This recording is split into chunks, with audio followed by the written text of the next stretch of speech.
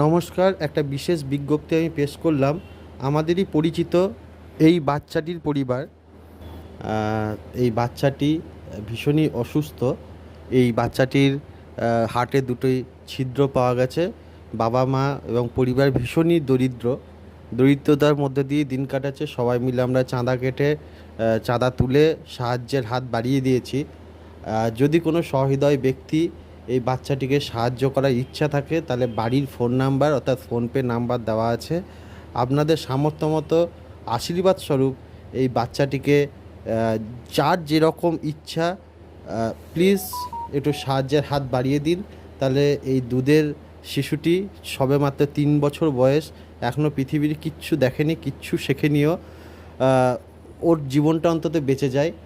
একটাই অনুরোধ, এই শিশুটির পাশে সবাই থাকুন এবং এই শিশুটিকে যতটা পারবেন সাহায্য করুন সামর্থ্য মতো।